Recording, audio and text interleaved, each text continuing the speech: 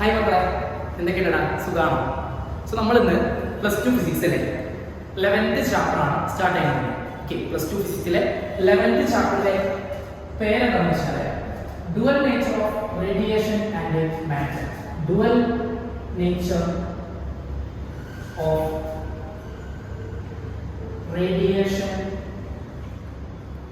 And matter.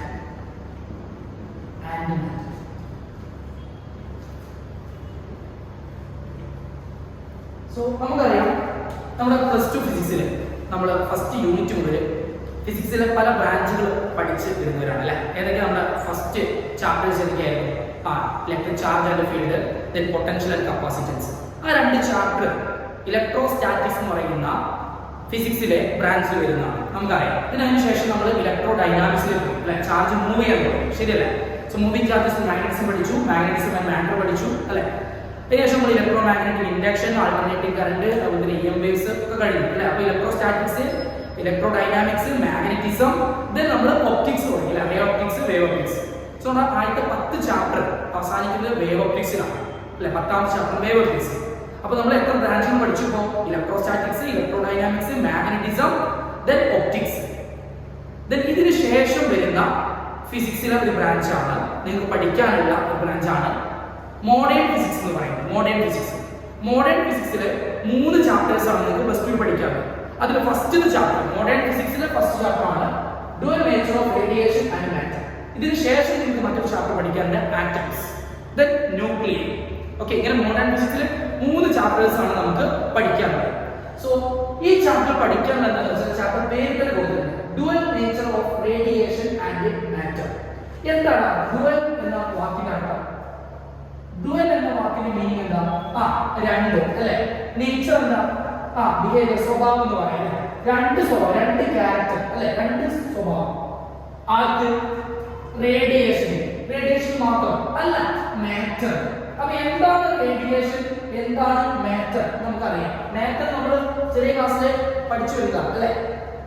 Atoms is the fundamental particle of matter നമ്മൾ പഠിച്ചതാണ്. Atom കൊണ്ടാണ് എല്ലാ മാറ്ററും ഉണ്ടാക്കിയിട്ട് നമുക്ക് അറിയാം അല്ലെ. മാറ്റർ എന്ന് പറഞ്ഞാൽ ഒരുപാട് പാർട്ടിക്കിൾസ് ചേർന്ന അഥവാ ആറ്റങ്ങൾ ചേർന്നാണ് മാറ്റർ എന്ന് പറയുന്നത്. ഓക്കെ, അപ്പൊ എന്താ റേഡിയേഷൻ? റേഡിയേഷൻ എന്ന് കേൾക്കുമ്പോൾ തന്നെ നമ്മൾ മനസ്സിലാക്കുക ഇങ്ങനെ ഒരു ഫിഗർ ആയിരിക്കും അല്ലെ. റേഡിയേഷൻ ഒരു വേവ് പോലെ, ശരിയല്ലേ? റേഡിയേഷൻ കേൾക്കുമ്പോൾ ഇങ്ങനെയാണ് മനസ്സിലാക്കുക. എന്നാൽ അപ്പൊ ഇതെന്താണ്? ഒരു വേവാണ് അല്ലെ. വേവാണ്. അപ്പൊ റേഡിയേഷൻ എന്ന് പറഞ്ഞാൽ എന്താ? ഒരു വേവാണ് എന്ന് വെച്ചാൽ റേഡിയേഷന് വേവ് ക്യാരക്ടർ ആണെന്ന് പറയാം. റേഡിയേഷന്റെ ക്യാരക്ടർ വേവ് ക്യാരക്ടർ.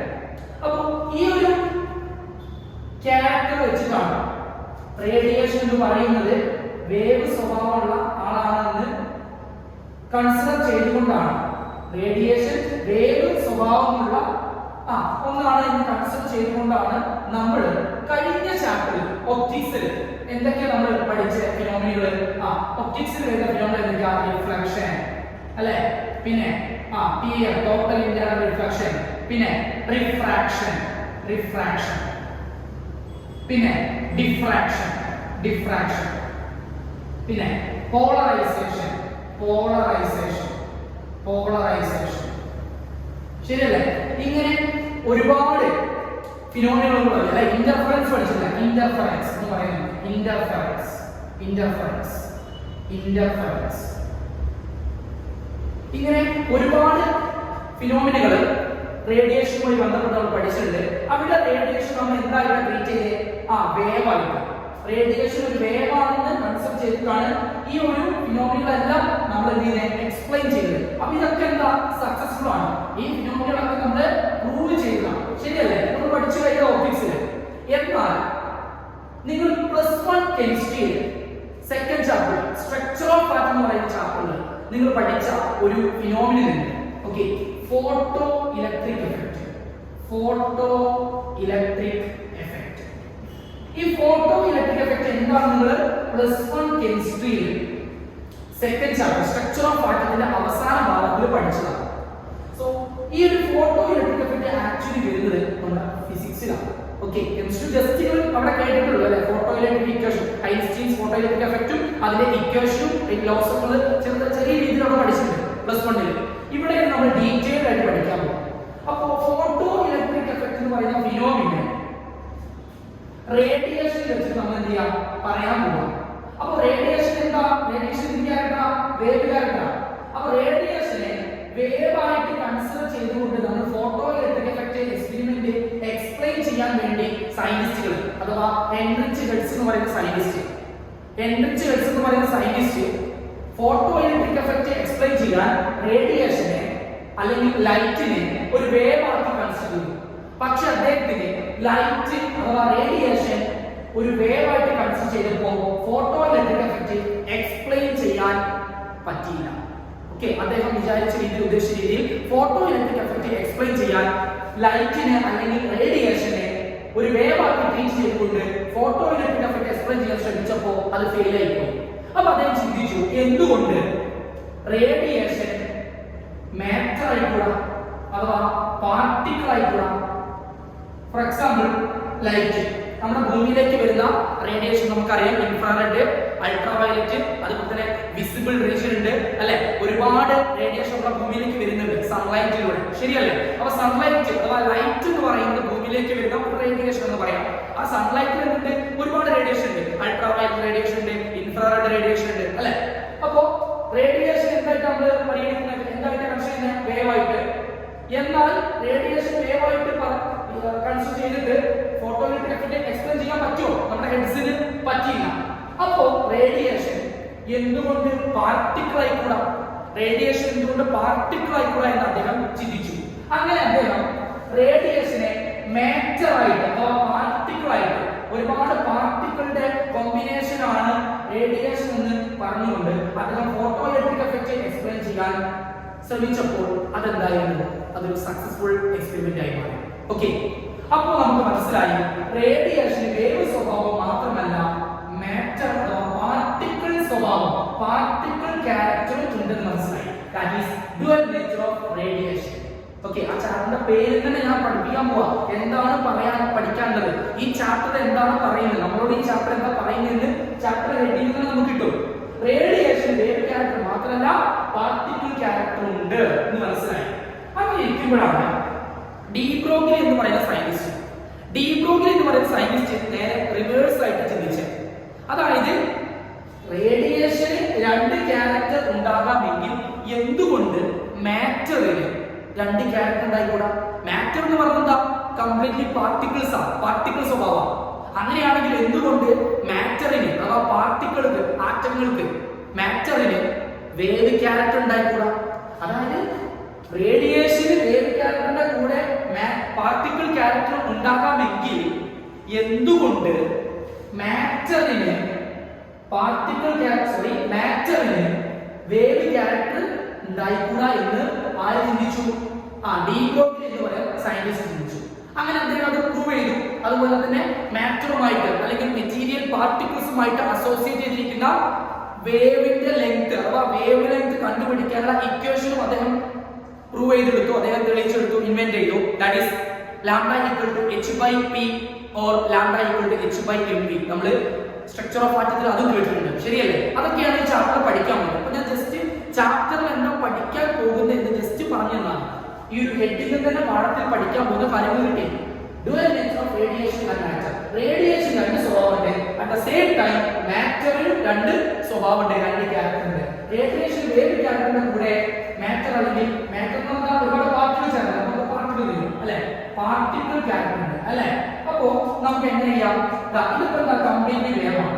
ഇത് കംപ്ലീറ്റ് വേവ് ആണെങ്കിൽ ഹെഡ്സ് പറഞ്ഞതാണ്, സയന്റിസ്റ്റുകൾ പറഞ്ഞതാണ്. അതായത് ഈ വേവ് വരുന്നത് എങ്ങനെയാണ്? ഇങ്ങനെയാണ്. അതായത് ഓരോ പാക്കറ്റ് ആണ്, ഓരോ പാക്കറ്റ് പാർട്ടിക്കിൾ, ഓരോ ബ്രിക്കുകളായിട്ട് നമുക്ക് ഓരോ ബ്രിക്ക് ആയിട്ട്, ഓക്കെ, അല്ലെങ്കിൽ ഓരോ ബോക്സ് ആയിട്ട്, ഓരോ ബോക്സ്. അപ്പോ പുറമേ നമ്മൾ നോക്കുന്ന സമയത്ത് എന്താ? കറക്റ്റ് നമ്മുടെ ട്രെയിനൊക്കെ പോകുന്ന പോലെ എന്താണ്? ട്രെയിനിന്റെ ഒരു ബോഗി പോകുന്ന പോലെയാണ്, ശരിയല്ലേ? അല്ലെങ്കിൽ ഒരു ബോക്സിൽ അടുത്ത് ഇങ്ങനെ എന്ത് ചെയ്യാം? ജോയിൻ ചെയ്ത് വെച്ചിരിക്കുക. അപ്പൊ ഇതെന്താണ്? കൃത്യമായിട്ട് എണ്ണാൻ പറ്റും അല്ലെ? ഒരു പാർട്ടികൾ, രണ്ട് പാർട്ടികൾ, 3, 4 അങ്ങനെ കൃത്യമായിട്ട് നമുക്ക് എന്ത് ചെയ്യാൻ പറ്റും? എണ്ണാൻ പറ്റും, ശരിയല്ലേ? പാർട്ടികൾ നമുക്ക് കൃത്യമായിട്ട് എണ്ണാൻ പറ്റും, ശരിയല്ലേ? എന്നാൽ വേഗം നമുക്ക് എണ്ണാൻ പറ്റും? പറ്റത്തില്ല അല്ലെ?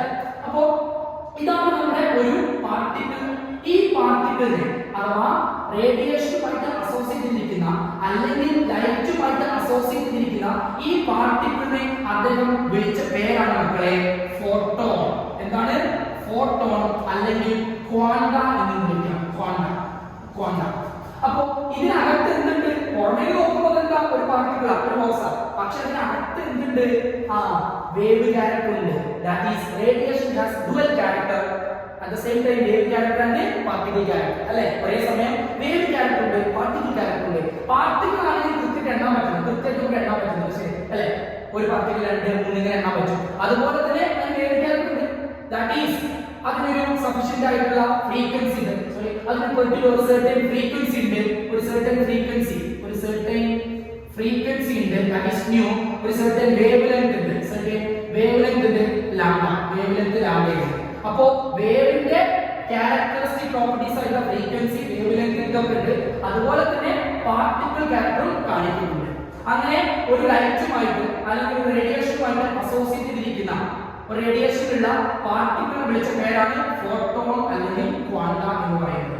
നമുക്കറിയാം നമ്മുടെ ഭൂമിയിലെ ഏക energy source energy source in the earth is sunlight. സൂര്യനിൽ നിന്ന് വരുന്ന സൂര്യപ്രകാശമാണ് അല്ലെ? അത് വെച്ചിട്ടാണ് ഫോട്ടോസിന്തസിസ് വഴി നമ്മുടെ പ്ലാന്റ്സ് ഫുഡ് പ്രിപ്പയർ ചെയ്യുന്നത് ശരിയല്ലേ?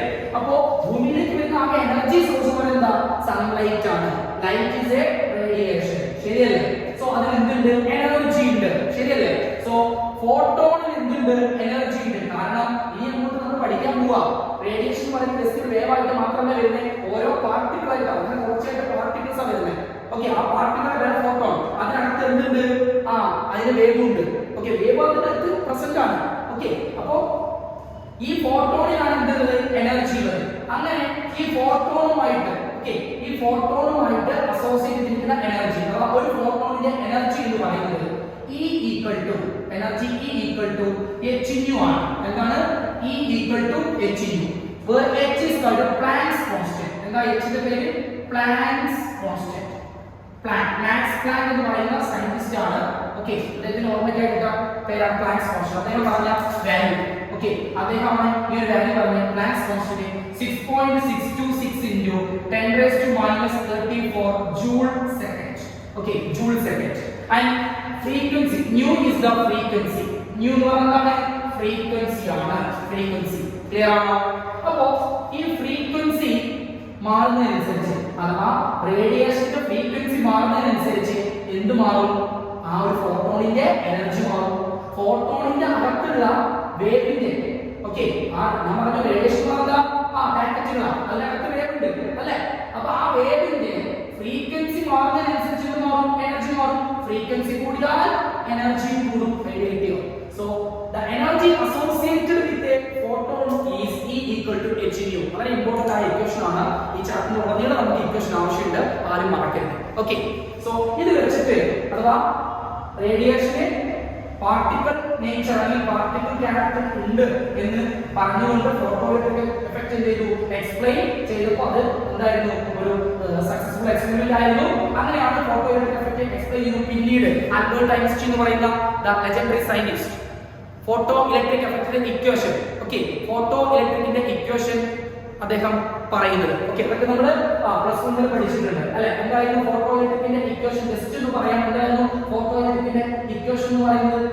hν equal to hν0 plus half mv2 അല്ലെങ്കിൽ half mv2 equal to hν minus hν0. ഇതൊക്കെ നമ്മൾ ഈ ചാപ്റ്ററിൽ ചെയ്യും. നമ്മൾ പിന്നെ ഡിറൈവ് ചെയ്തെടുക്കും. ജസ്റ്റ് ഞാൻ നിങ്ങൾക്ക് റീകോൾ ചെയ്താണ്, പ്ലസ് 1 കണ്ട ഇക്വേഷൻ ആണ്, അതുകൊണ്ട് ജസ്റ്റ് ഒന്ന് റീകോൾ ചെയ്താണ് കേട്ടോ. ഇതൊക്കെ നമുക്ക് എന്ത് ചെയ്യാം? ഡിറൈവ് ചെയ്തെടുക്കാം. ഓക്കേ, അപ്പോ നമ്മൾ ഇനി മെല്ലെ പതുക്കെ ചാപ്റ്ററിലേക്ക് കടക്കണം കേട്ടോ. അപ്പൊ ചാപ്റ്ററിൽ പഠിക്കാനുള്ള മെയിൻ സംഭവം എന്താ? Photo electric effect. ഓക്കേ, ഈ ഫോട്ടോ ഇലക്ട്രിക് എഫക്റ്റ് ആണ് നമുക്ക് ചാപ്റ്ററിൽ പഠിക്കാനുള്ളത്. അതിന് വേണ്ടിയിട്ടാണ് ഞാൻ റേഡിയേഷൻ രണ്ട് ക്യാരക്ടർ ഉണ്ട്, അഥവാ വേവ് ക്യാരക്ടറിന്റെ കൂടെ പാർട്ടിക്കിൾ ക്യാരക്ടർ ഉണ്ട്. ആ പാർട്ടിക്കിളിനെ അഥവാ റേഡിയേഷൻ പാർട്ടിക്കിളിനുള്ള ഓക്കേ, പാർട്ടിക്കിളിനെ വിളിക്കുന്ന പേരാണ് ഫോട്ടോൺ. ആ ഫോട്ടോണിന്റെ എനർജിയാണ് E equal to hν. So ഈ ഇക്വേഷനുകൾ മറക്കരുത്. ഓക്കേ, സോ ഈ നമുക്ക് എന്ത് ചെയ്യാം? ചാപ്റ്ററിലേക്ക് പതുക്കെ കടക്കാം. ഓക്കേ, അപ്പൊ നമ്മുടെ ചാപ്റ്ററിൽ എന്തൊക്കെ പഠിക്കാമെന്ന് എല്ലാവർക്കും മനസ്സിലായില്ലേ? അപ്പോൾ ഇനി നമ്മൾ പതുക്കെ ചാപ്റ്ററിലേക്ക് പോകാണ് കേട്ടോ. ഓക്കേ, നമ്മുടെ ചാപ്റ്റർ പഠിക്കാനുള്ള ഫസ്റ്റ് ആദ്യത്തെ ടോപ്പിക്കാണ് electron emission. Electron emission okay, എല്ലാവർക്കും ഇലക്ട്രോൺ എന്ന് പറയാം, എമിഷൻ എന്ന വാക്കിന്റെ അർത്ഥം പറയാം. എന്താ എമിഷൻ എന്ന് പറഞ്ഞാൽ പുറത്തു വിടാം, ശരിയല്ലേ? അപ്പൊ എന്താണ് ഇലക്ട്രോൺ എമിഷൻ എന്ന് പറയാം? ഓക്കെ, ഞാനിവിടെ വരയ്ക്കാൻ പോകുന്നത് ഒരു മെറ്റാലിക് ബ്ലോക്ക് ആണ്. ഒരു മെറ്റാലിക് ബ്ലോക്ക് അല്ലെങ്കിൽ മെറ്റൽ ബ്ലോക്ക്, ഒരു മെറ്റൽ ബ്ലോക്ക്.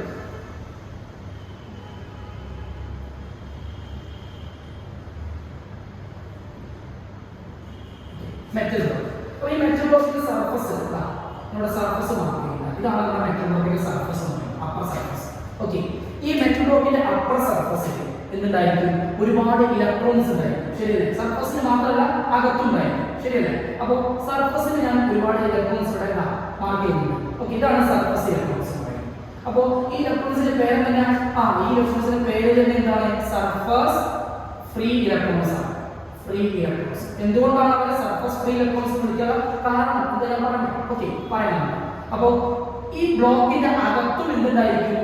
ഇലക്ട്രോണുകൾ ഉണ്ടായിരിക്കും, ശരിയല്ലേ? ഈ ബ്ലോക്കിന്റെ അകത്തും ഇലക്ട്രോണുകൾ ഉണ്ടായിരിക്കും. പക്ഷേ ഈ ഇലക്ട്രോണുകളുടെ പ്രത്യേകത എന്താ? ഈ ഇലക്ട്രോണുകൾ ചുറ്റും മറ്റ് ഇലക്ട്രോണുകളാൽ ചുറ്റപ്പെട്ട് കിടക്കായിരിക്കും, അല്ല? അതിന് ചുറ്റും എന്തായിരിക്കും? വേറെ ഒരുപാട് ഇലക്ട്രോണുകൾ ഉണ്ടായിരിക്കും, ശരിയല്ലേ? അതുകൊണ്ട് തന്നെ ഈ അകത്തുള്ള ഇലക്ട്രോണുകൾക്ക് മൂവ് ചെയ്യാൻ, അല്ലെ, അങ്ങോട്ട് മൂവ് ചെയ്യാനുള്ള ഒരു ബുദ്ധിമുട്ടുണ്ടായിരിക്കും, അല്ലെ? അപ്പോ ഈ ഇലക്ട്രോണുകൾ വിളിക്കുന്ന പേരാണ് ബൾക്ക് ഇലക്ട്രോൺസ്. എന്താണ്? Bulk electrons. അപ്പോ ഒരു മെറ്റൽ ബ്ലോക്കിന്റെ അകത്തുള്ള, ഓക്കെ, ഒരു മെറ്റൽ ബ്ലോക്കിന്റെ ഉള്ളിലുള്ള ഇലക്ട്രോൺസിനെ വിളിക്കുന്ന പേരാണ് ബൾക്ക് ഇലക്ട്രോൺസ്. പുറമേ ഇലക്ട്രോൺസ് വിളിക്കുന്ന പേരാണ് സർഫസ് ഇലക്ട്രോൺസിനെ വിളിക്കുന്ന പേരാണ് സർഫസ് ഫ്രീ ഇലക്ട്രോൺസ്. എന്താ അവരുടെ നമ്മുടെ ഡിഫറൻസ്? എന്താ? ബൾക്ക് ഇലക്ട്രോൺസിനെ പുറത്തേക്ക് വരാൻ കഴിയില്ല, മാത്രമല്ല അതിനകത്ത് തന്നെ അതിന് അങ്ങോട്ടും ഇങ്ങോട്ടും മൂവ് ചെയ്യാൻ സാധിക്കില്ല. അതിന്റെ ചുറ്റും എന്ത് ചെയ്യാണ്? ബാക്കിയുള്ള ഇലക്ട്രോണുകൾ അല്ലെങ്കിൽ മറ്റ് ആറ്റങ്ങൾ അതിനെ കവർ ചെയ്തിരിക്കുക, അല്ലെ? അതിന് ചുറ്റും ബ്ലോക്ക് ചെയ്തിരിക്കുക. അതുകൊണ്ട് തന്നെ അതിനെ മൂവ് ചെയ്യാൻ, ഫ്രീ ആയിട്ട് മൂവ് ചെയ്യാനുള്ള ഒരു എബിലിറ്റി ഇല്ല. എന്നാൽ സർഫസ് ഇലക്ട്രോണുകൾക്കോ നമുക്കറിയാം, സർഫസ് ഇലക്ട്രോൺ ഏറ്റവും അപ്പർ ലെയർ ആണ്, ശരിയല്ലേ? അപ്പൊ താഴേക്കാണ് എന്തുള്ളത്? ആറ്റങ്ങൾ ഇലക്ട്രോണുകൾ മുകളിലേക്ക് ഉണ്ടോ? ഇല്ല. അതുകൊണ്ട് തന്നെ അവർക്ക് സർഫസിൽ എന്ത് ചെയ്യാൻ പറ്റും? ഫ്രീ ആയിട്ട് മൂവ് ചെയ്യാൻ പറ്റും. എന്ത് കരുതി അവർക്ക് പുറത്തേക്ക് ചാടാൻ പറ്റും? അതില്ല. ജസ്റ്റ് ഇവരെ വെച്ച് നോക്കുമ്പോൾ, ഉള്ളിലുള്ള ബൾക്ക് ഇലക്ട്രോൺസിനെ വെച്ച് നോക്കുമ്പോൾ സർഫസ് ഇലക്ട്രോണിന് എന്താണ്? മുകളിൽ കുറച്ച് എന്ത് ചെയ്യാൻ പറ്റും? മുകളിൽ ജസ്റ്റ് ഒന്ന് മൂവ് ചെയ്യാൻ പറ്റും. ഓക്കെ, അപ്പോ സർഫസ് ഫ്രീ ഇലക്ട്രോൺസിനെ അതിന്റെ സർഫസ് ജസ്റ്റ് മൂവ് ചെയ്യാൻ പറ്റും, അല്ല? ഫ്രീ ആയിട്ട് ഇങ്ങനെ എന്ത് ചെയ്യാൻ പറ്റും? മൂവ് ചെയ്യാൻ പറ്റും. ഇവരുടെ ബൾക്ക് ഇലക്ട്രോൺസിനെ പോലെ എന്തല്ല അങ്ങനെ ലോക്കായി കിടക്കില്ല, അല്ലെ? ചുറ്റും ബാക്കിയുള്ള ഇലക്ട്രോൺസിന് അത്ര ലോക്കായിട്ടൊന്നും കിടക്കുന്നില്ല. എന്നിരുന്നാലും ഈ ഇലക്ട്രോണുകളെ, ഈ സർഫസ് ഇലക്ട്രോണിനെ നമ്മുടെ മെറ്റല് അതിനെ അകത്തേക്ക് എന്ത് ചെയ്യും? എപ്പോഴും അതിനകത്തേക്ക് ഇതിനെ അട്രാക്ട് ചെയ്തുകൊണ്ടേയിരിക്കും. പുറത്തേക്ക് പോകാൻ ഒരിക്കലും എന്ത് ചെയ്യില്ല? അതിനെ സമ്മതിക്കില്ല. മാത്രമല്ല ഇലക്ട്രോണുകൾ സ്വയം പുറത്തേക്ക് ചാടാൻ പറ്റില്ല, അതിനുള്ള എനർജി ഒന്നുമില്ല. ഓക്കെ, ഈ ഇലക്ട്രോണുകൾ പുറത്തേക്ക് സ്വയം ചാടാനുള്ള എനർജി ഒന്നുമില്ല. മാത്രമല്ല ഈ ഇലക്ട്രോണുകൾ എപ്പോഴും എന്ത് ചെയ്യണേ? നമ്മുടെ മെറ്റൽ അതിന്റെ താഴേക്ക് ഇങ്ങനെ അട്രാക്ട് ചെയ്തുകൊണ്ടിരിക്കുക. ഓക്കെ, അപ്പോഴാണ് നമ്മൾ എന്ത് ചെയ്യുന്നത്?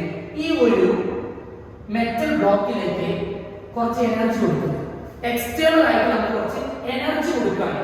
അത് എന്ത് രൂപത്തിലാവാം? In the form of heat ആവാം, in the form of potential ആവാം, ഓക്കെ, ഇലക്ട്രിക്കൽ എനർജിന്റെ രൂപത്തിലാവാം, in the form of light ആവാം, ഓക്കെ, ലൈറ്റ് എനർജിന്റെ രൂപത്തിലാവാം, എനി കൈൻഡ് ഓഫ് എനർജി ആവാം. ഓക്കെ, അപ്പൊ ഞാൻ പല തരത്തിൽ ഈ മെറ്റൽ ബ്ലോക്കിലേക്ക് എനർജി കൊടുക്കുമ്പോൾ ആ എനർജി ആർക്കാ കിട്ടുക?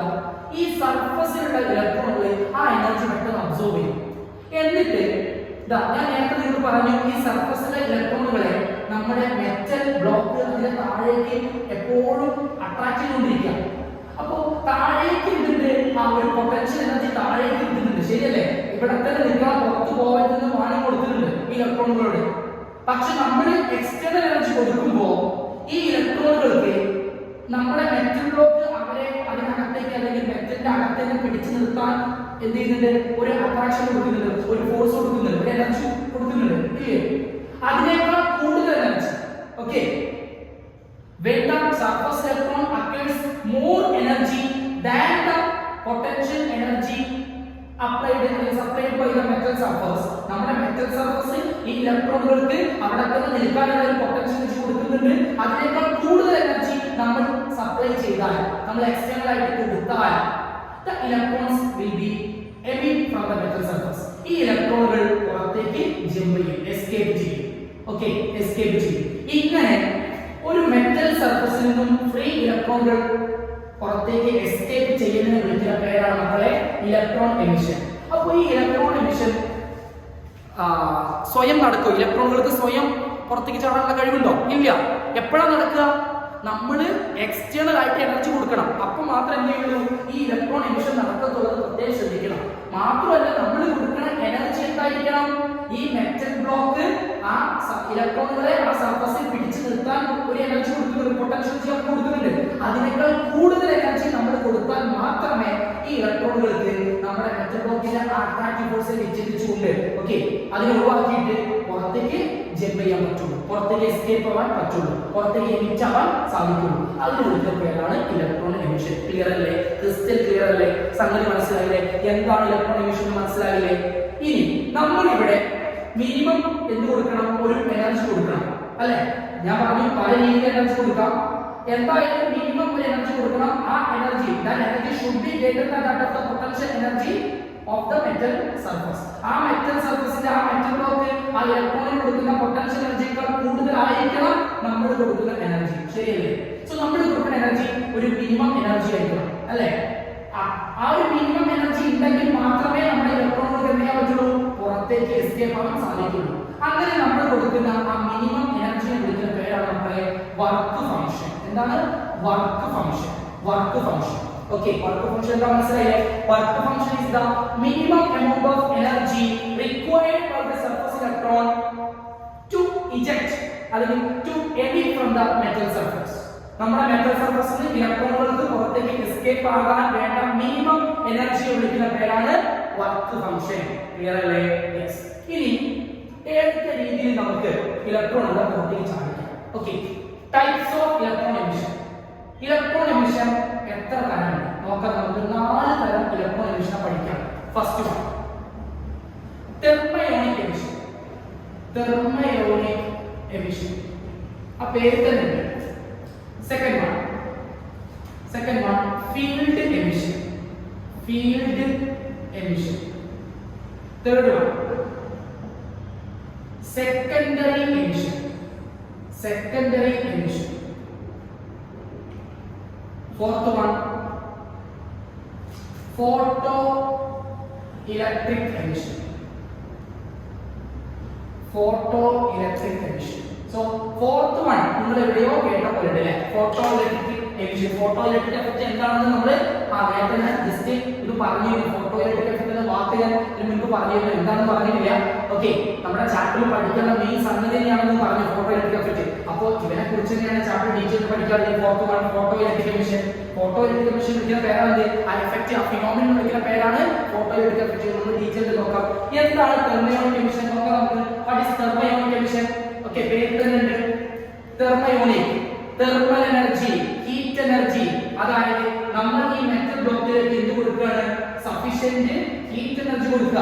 ഞാൻ പറഞ്ഞു മിനിമം ഒരു എനർജി കിട്ടിയാൽ മാത്രമേ ഇലക്ട്രോണുകൾ ചാടാൻ പറ്റുള്ളൂ. ജസ്റ്റ് നമ്മൾ വീട്ടിൽ ചായ സാധനങ്ങൾ ജസ്റ്റ് വെള്ളം തിളപ്പിക്കുന്ന ആ ഒരു ചൂട് കൊടുത്താൽ, വെള്ളം തിളപ്പിക്കുന്ന ഒരു ഹീറ്റ് കൊടുത്താൽ, അങ്ങനെ സെക്ഷൻ കൊടുത്താൽ ഇവിടെ ഇലക്ട്രോൺ ചാടോ? ഇല്ല. ഒരു sufficient amount of heat energy വേണം അല്ലെ? മിനിമം എനർജിയാണ് കൊടുക്കുന്ന എനർജി. എന്നാൽ മാത്രമേ നടക്കുള്ളൂ, ഇലക്ട്രോൺ പുറത്തേക്ക് ചാടുള്ളൂ അല്ലെ? അപ്പോ നമ്മൾ ഒരു സഫീഷ്യന്റ് ഹീറ്റ് എനർജി കൊടുക്കുന്നു. ആ ഹീറ്റ് എനർജി അബ്സോർബ് ചെയ്ത് ഇലക്ട്രോൺ പുറത്തേക്ക് ചാടുന്നു. അതിന് വിളിക്കുന്ന പേരാണ് തെർമയോണിക് എമിഷൻ. അതായത് ഹീറ്റ് എനർജി കൊടുത്തിട്ടാണ്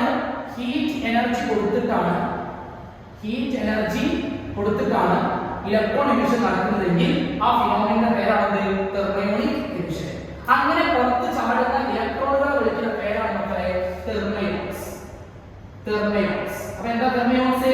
തെർമയോണിക് എമിഷൻ വഴിയാണ് ഇലക്ട്രോൺ ചാടുന്നതെങ്കിൽ, ഇലക്ട്രോൺ എമിഷൻ നടന്നത് തെർമൽ എനർജി ഹീറ്റ് എനർജി ഉപയോഗിച്ചിട്ടാണെങ്കിൽ അങ്ങനെ ചാടിയ ഇലക്ട്രോൺസിനെ, അങ്ങനെ ഇജക്ട് ആയ ഇലക്ട്രോൺസിനെ വിളിക്കുന്ന പേരാണ് തെർമയോൺസ്. സിമ്പിൾ. Okay, yes. അടുത്തതാണ് ഫീൽഡ് എമിഷൻ. ഓക്കേ, നമ്മൾ 11ാമത്തെ ചാപ്റ്ററിൽ ഒന്ന് എത്തി നിൽക്കുക. 11ാമത്തെ ചാപ്റ്ററിൽ ഒന്ന് എത്തി നിൽക്കുമ്പോൾ നമ്മൾ 2 പ്രധാനപ്പെട്ട ഫീൽഡുകളെ കുറിച്ച് പഠിച്ചിട്ടുണ്ട്. ഏതൊക്കെയാ? ഇലക്ട്രിക് ഫീൽഡും മാഗ്നറ്റിക് ഫീൽഡും. ശരിയല്ലേ? യെസ്. അപ്പോൾ ഇവിടെ ഏത് ഫീൽഡാണ്? ഇവിടെ നമ്മൾ ഇലക്ട്രിക് ഫീൽഡിനെ കുറിച്ചാണ് പറയുന്നത്. Electric field. ഓക്കേ, നോക്കാം. അതായത് ഞാൻ എന്ത് ചെയ്യുന്നു? നമ്മുടെ മെറ്റൽ ബ്ലോക്കിന്റെ സൈഡിൽ ചിത്രം ഒന്ന് മാറ്റി വയ്ക്കാം. ഓക്കേ, ഞാൻ മെറ്റൽ സർഫസ് ഈ മെറ്റൽ സർഫസ് എന്തുണ്ട്? ഒരുപാട് ഫ്രീ ഇലക്ട്രോണുകൾ ഉണ്ട്. ശരിയല്ലേ? ഒരുപാട് ഫ്രീ ഇലക്ട്രോണുകൾ ഉണ്ട് സർഫസിൽ. എന്നിട്ട് ഞാൻ എന്ത് ചെയ്തു? ഈ സർഫസിന്റെ അക്രോസ് 2 സൈഡിലും 2 ഇലക്ട്രോഡുകൾ ഉണ്ട്. ഓക്കെ, 2 ഇലക്ട്രോണുകൾ എടുത്തു. നിങ്ങൾ അതിനെ ഒരു ബാറ്ററി സപ്ലൈയുമായിട്ട് വോൾട്ടേജ് സപ്ലൈയുമായിട്ട് എന്ത് ചെയ്തു? ഞാൻ കണക്ട് ചെയ്തു. ഓക്കെ, കണക്ട് ചെയ്തു.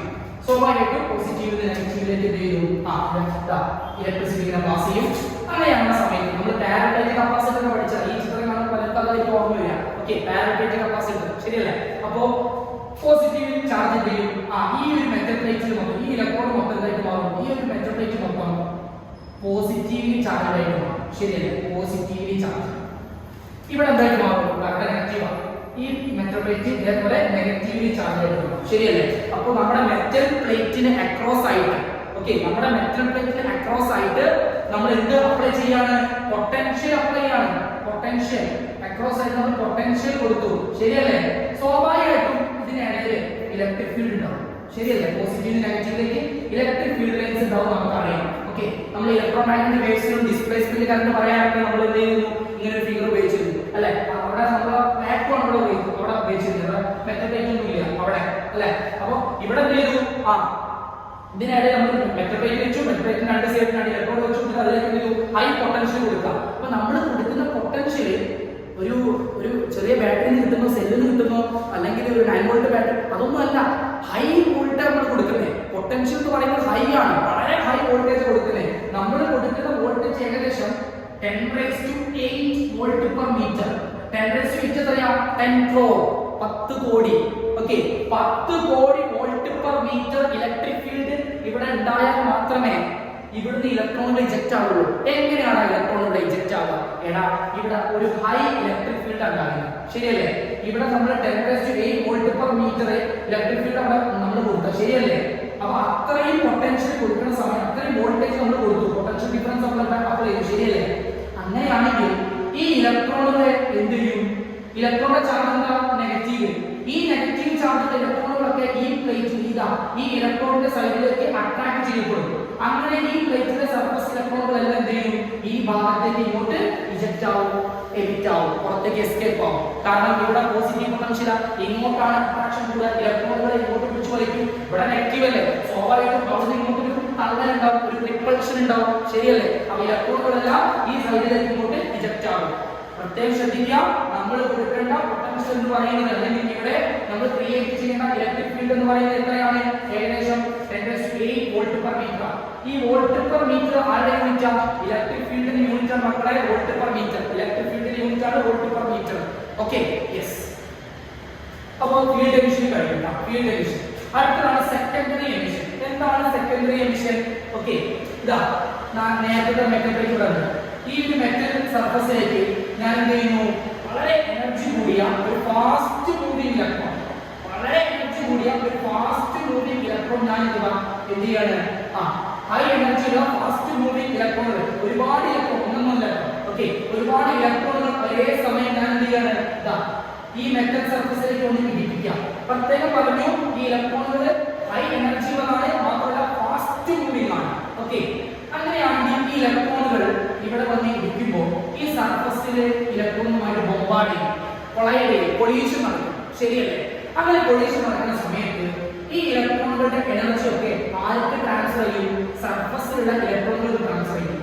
അങ്ങനെ ഇവ ബന്ധിപ്പിക്കുന്ന ഇലക്ട്രോണുകളുടെ എനർജി സർഫസ് ഇലക്ട്രോൺസ് അക്വയർ ചെയ്തിട്ട് ഈ സർഫസ് ഇലക്ട്രോൺസ് എന്താവും? പുറത്തേക്ക് എമിറ്റ് ആവും. ഇതിന് വിളിക്കുന്ന പേരാണ് സെക്കൻഡറി എമിഷൻ. ഇങ്ങനെ വന്ന് ഇരിക്കുന്ന ഇലക്ട്രോണുകളെ, ബോംബാർഡ് ചെയ്യിപ്പിക്കുന്ന ഇലക്ട്രോണുകൾ വിളിക്കുന്ന പേരാണ് മക്കളെ പ്രൈമറി ഇലക്ട്രോൺസ്. എന്താണ്? Primary electrons. നമ്മൾ പ്രൈമറി നമ്മൾ ഡിനോട്ട്. ഓക്കെ, അല്ലെങ്കിൽ primary electrons. Primary electrons eject ആവുന്ന ഇലക്ട്രോൺ വിളിക്കുന്ന പേരാണ് സെക്കൻഡറി ഇലക്ട്രോൺസ് അഥവാ സെക്കൻഡറി ഇലക്ട്രോൺസ് എന്ന് നമുക്ക് ഇങ്ങനെ ഡിനോട്ട് ചെയ്യാൻ വേണ്ടി വിളിച്ചിട്ടുണ്ട്. Secondary electrons. ക്ലിയർ ആയോ? വന്ന് ഇരിക്കുന്ന ഇലക്ട്രോൺ പ്രൈമറി, ഇജക്റ്റ് ആവുന്ന ഇലക്ട്രോൺ സെക്കൻഡറി ഇലക്ട്രോൺസ്. ഓക്കേ അല്ലേ? So field emission, sorry secondary emission കഴിഞ്ഞു. The last and final one, photo electric emission. ഇതാണ് നമുക്ക് ചാപ്റ്റർ ഡീറ്റെയിൽഡ് ആയിട്ട് പഠിക്കേണ്ടത്. എന്താണ് ഫോട്ടോ ഇലക്ട്രിക് എമിഷൻ? അതായത് ഞാൻ പറയാം. ഓക്കേ, ഇങ്ങോട്ട് നോക്കൂ. ഞാൻ മെറ്റൽ പ്ലേറ്റ് ചിത്രം മാറ്റി വയ്ക്കുന്നുണ്ട്. നേരത്തെ വരച്ച പോലെ തന്നെ ഒരു മെറ്റൽ പ്ലേറ്റ് അവിടെ വരയ്ക്കുകയാണ്.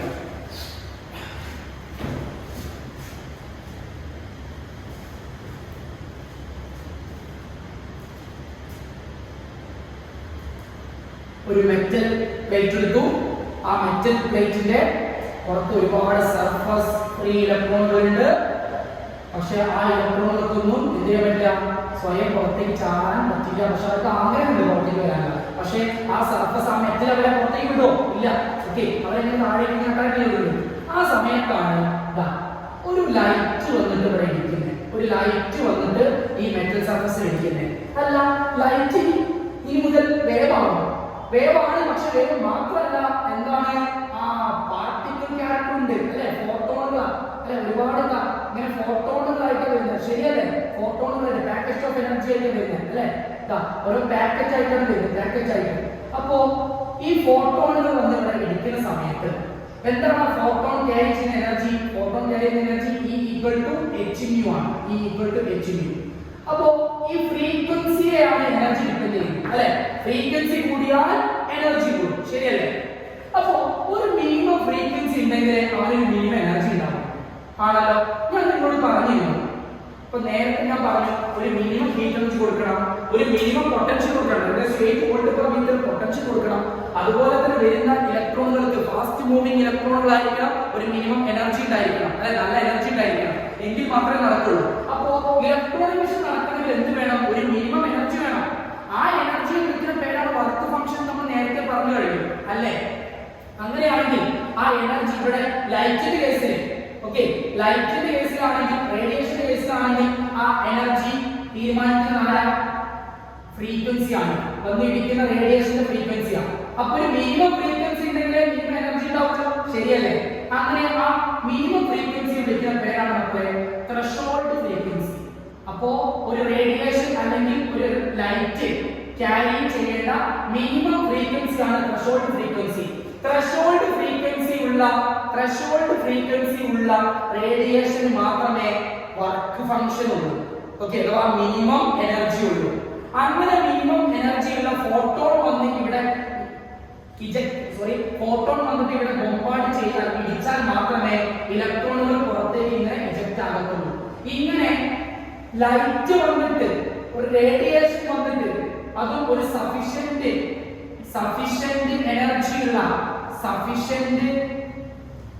എനർജി ഉള്ള എന്തായിരിക്കണം? ഫോട്ടോൺ ആയിരിക്കണം അല്ലെങ്കിൽ റേഡിയേഷൻ ആയിരിക്കണം, എങ്കിൽ മാത്രമേ ഇലക്ട്രോൺ പുറത്തേക്ക് ചാടുള്ളൂ. അങ്ങനെയാണെങ്കിൽ ആ സഫിഷ്യന്റ് എനർജി അല്ലെങ്കിൽ ഒരു മിനിമം എനർജി വിളിക്കുന്ന പേരെന്താ? Work function. ആ വർക്ക് ഫംഗ്ഷൻ മിനിമം എനർജി ആവണമെങ്കിൽ ആ ഫ്രീക്വൻസി മിനിമം ഒരു ഫ്രീക്വൻസി ആവണം. Such minimum frequency threshold frequency അല്ലേ. ഇങ്ങനെ ലൈറ്റ് കൊണ്ട് ഇടിച്ചിട്ടാണ് ഇലക്ട്രോൺ പുറത്തേക്ക് എമിറ്റ് ആവുന്നതെങ്കിൽ അങ്ങനെ പുറത്തേക്ക് എമിറ്റ് ആവുന്ന ഇലക്ട്രോണുകൾ വിളിക്കുന്ന പേരാണ് മക്കളെ ഫോട്ടോ ഇലക്ട്രോൺസ്. ഈ ഫിനോമിനൻ വിളിക്കുന്ന പേരാണ് മക്കളെ ഫോട്ടോ ഇലക്ട്രിക് എമിഷൻ അല്ലെങ്കിൽ photo electric effect. So what is photoelectric effect? Effect?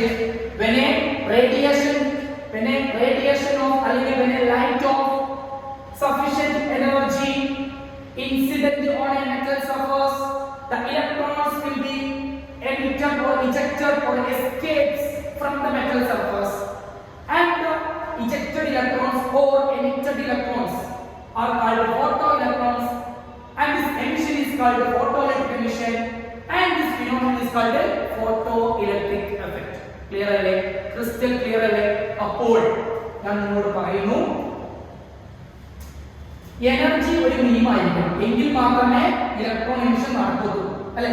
ഒരു മിനിമം എനർജിയുള്ള ഫോട്ടോണുകൾ വന്ന് ഇടിച്ചാൽ മാത്രമേ ഇലക്ട്രോൺ പുറത്തേക്ക് ഇജക്ട് ആകത്തുള്ളൂ. ശരിയല്ലേ? മിനിമം എനർജി വേണമെങ്കിൽ മിനിമം ഫ്രീക്വൻസി വേണം. ആ ഫ്രീക്വൻസിയാണ് ത്രെഷോൾഡ് ഫ്രീക്വൻസി. ത്രെഷോൾഡ് ഫ്രീക്വൻസിയെ സൂചിപ്പിക്കുന്ന അക്ഷരമാണ് µ0.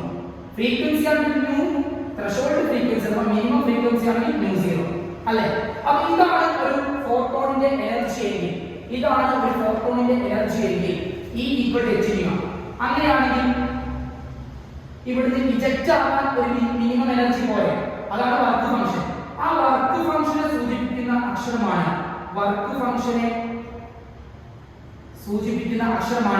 φ0 equal to hν0. Work function എന്ന് വെച്ചാൽ φ0 equal to hν0. എന്ന് വെച്ചാൽ minimum frequency.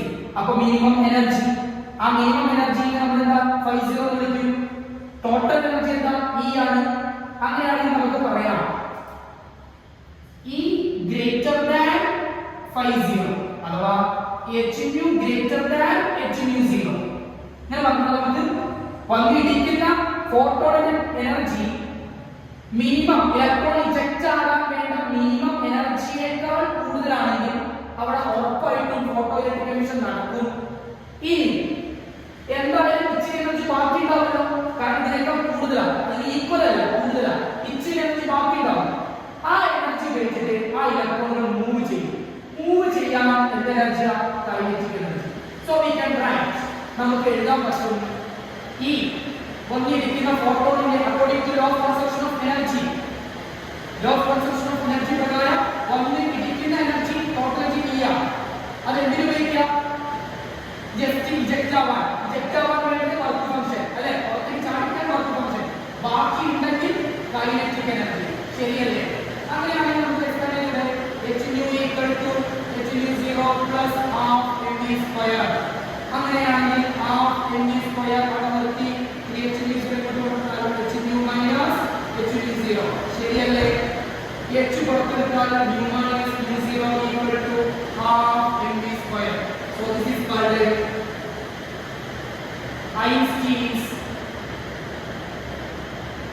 Einstein's photoelectric equation. ഇതിനെ വിളിക്കുന്ന പേരാണ് മക്കളെ ഐൻസ്റ്റീന്റെ ഫോട്ടോഇലക്ട്രിക് ഇക്വേഷൻ. ഈ ഇക്വേഷൻ മാത്തമാറ്റിക്കലി പ്രൂവ് ചെയ്ത് എക്സ്പ്ലെയിൻ ചെയ്ത് ഉണ്ടാക്കിയെടുത്തതാരാ? ആൽബർട്ട് ഐൻസ്റ്റീൻ ആണ്. എന്നാൽ മനസ്സിലാക്കുക, ഫോട്ടോഇലക്ട്രിക് എഫക്റ്റ് എന്ന് പറയുന്ന ആ ഒരു ഫിനോമിനൻ ആദ്യമായിട്ട് തുടങ്ങി വെച്ചത്, സ്റ്റാർട്ട് ചെയ്തത് ആരാണ്? ഹെൻറി ഹെർട്സ് ആണ്.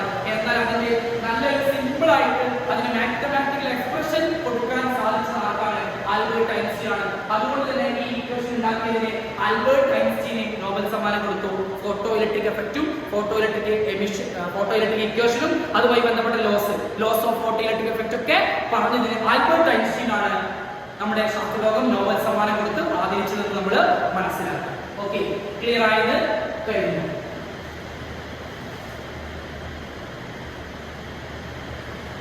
അപ്പോ നമ്മളിതില് കുറച്ച് ടേംസ് പറഞ്ഞു. എന്തൊക്കെയാ പറഞ്ഞത്? Threshold frequency, work function, minimum energy work function. അങ്ങനെയാണ് എന്റെ ചോദ്യം ഇതാണ്. ഈ മെറ്റൽ പ്ലേറ്റ് ഞാൻ മാറ്റി, ഇപ്പൊ എന്താണ് സിങ്ക് ആണ് വരുന്നത്, സിങ്ക് പ്ലേറ്റ്. ഈ സിങ്ക് പ്ലേറ്റിന് പകരം ഞാൻ ഇവിടെ കോപ്പർ പ്ലേറ്റ് എടുത്തു, കോപ്പർ പ്ലേറ്റ് അല്ലെങ്കിൽ സീസിയം മെറ്റൽ പ്ലേറ്റ് എടുത്തു. അങ്ങനെയാണെങ്കിൽ ഈ വെറുതെ ഇരിക്കുന്ന ഫോട്ടോണിന്റെ എനർജി മതിയാവും എപ്പോൾ ചാടിക്കാൻ? ഓക്കെ, അതായത് എന്റെ ചോദ്യം ഇതാണ്, മെറ്റൽ പ്ലേറ്റ് മാറ്റിയാൽ പുറത്തേക്ക് ചാടിക്കാനുള്ള ഇലക്ട്രോണിന് കൊടുക്കേണ്ട എനർജി അഥവാ വർക്ക് ഫംഗ്ഷൻ മാറുമോ? ഓരോ മെറ്റൽ പ്ലേറ്റിനും പുറത്തേക്ക് ചാടിക്കാനുള്ള ഇലക്ട്രോണിന് കൊടുക്കേണ്ട എനർജി ഡിഫറെന്റ് ആണോ എന്നാ ചോദിച്ചത്. യെസ്, ഓഫ് കോഴ്സ് ഡിഫറെന്റ് ആണ്. That is work function four different metals is different. ഓരോ മെറ്റലിനും അതിൽ നിന്നും പുറത്തേക്ക് ഇജക്റ്റ് ആവാൻ, എമിറ്റ് ആവാൻ ഇലക്ട്രോണിന് കൊടുക്കേണ്ട എനർജി, വന്ന് ഇരിക്കേണ്ട എനർജി എന്ന് പറയുന്നത് എന്താണ്? ഡിഫറെന്റ് ആണ്. സിങ്കിന് കൊടുക്കേണ്ട എനർജി ആയിരിക്കില്ല സീസിയത്തിന് കൊടുക്കേണ്ടിരിക്കുക. സീസിയത്തിന് കൊടുക്കേണ്ട എനർജി ആയിരിക്കില്ല ഒരു കോപ്പർ പ്ലേറ്റിന്റെ ഇലക്ട്രോണിന്, കോപ്പർ പ്ലേറ്റിന്റെ സർഫസിന് ഇലക്ട്രോണിന് പുറത്ത് ചാടിക്കാൻ നമ്മൾ കൊടുക്കേണ്ട എനർജി എന്തായിരിക്കും? സിങ്കിനും സീസിയത്തിനും കൊടുക്കേണ്ട സിങ്ക് പ്ലേറ്റിനും സീസിയം പ്ലേറ്റിനും കൊടുത്ത എനർജിനേക്കാളും ഡിഫറെന്റ് ആയിരിക്കും. ഓക്കെ, അപ്പൊ ഓരോ മെറ്റൽ പ്ലേറ്റിനും ഓരോരോ വർക്ക് ഫംഗ്ഷൻ വാല്യൂ ആണുള്ളതെന്ന് മനസ്സിലാക്കി വെക്കും. അത് NCERT കൃത്യമായിട്ടൊരു ടേബിളിൽ കൊടുത്തിട്ടുണ്ട്. വർക്ക് ഫംഗ്ഷൻ നമ്മുടെ ഇലക്ട്രോൺ വോൾട്ടുകൾ പറയാം. സാധാരണ എനർജി എന്തിലാ പറയാ? ജൂളിലാ പറയാം അല്ലെ. പക്ഷേ ഇവിടെ നമ്മൾ മോഡേൺ ഫിസിക്സിൽ ആറ്റം ആയിക്കോട്ടെ, അതുപോലെ തന്നെ ഡുവൽ നേച്ചർ ആയിക്കോട്ടെ, എവിടെയൊക്കെ നമ്മുടെ എനർജി അല്ലെങ്കിൽ വർക്ക് എന്തിനാ പറയാ? ഇലക്ട്രോൺ വോൾട്ടിലാണ് പറയാ. പ്രത്യേകം മനസ്സിലാക്കുക. ഓക്കെ, സോ നമുക്ക് എന്ത് ചെയ്യാം? ഇന്നത്തെ ക്ലാസ് ഇവിടെ വെച്ച് വൈൻഡ് അപ്പ് ചെയ്യാം. അടുത്ത ക്ലാസ്സിൽ നമുക്ക് ഈ ഫോട്ടോ ഇലക്ട്രിക് എഫക്റ്റ് കൂടുതലായിട്ട് എക്സ്പ്ലെയിൻ ചെയ്ത് എന്ത് ചെയ്യാം? മുന്നോട്ട് പോവാം.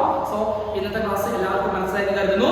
ഓക്കെ, എന്തെങ്കിലും സംശയങ്ങളോ കാര്യങ്ങളൊക്കെ എന്ത് ചെയ്യാം? കമന്റ് ആയിട്ട് നിങ്ങൾ താഴെ പറയാം. Okay, so see you on the next class. By.